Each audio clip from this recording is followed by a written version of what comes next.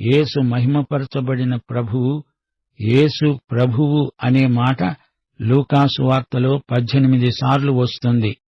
అపొస్తలుల కార్యముల్లో 50 సార్లు కానవస్తుంది.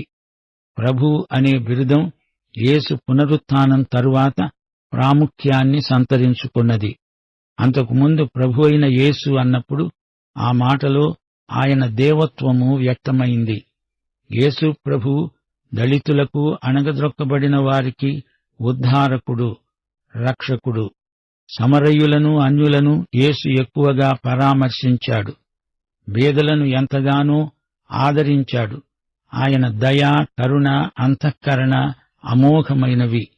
లూకాసు వార్తలో 17 సందర్భాలలో పరిశుద్ధాత్మ పేర్కొనబడ్డాడు. బాప్తిస్మకుడైన యోహాను పుట్టుక, యేసు జన్మ, యోహాను ఆత్మపూర్ణుడై సేవ చేసిన వైనం,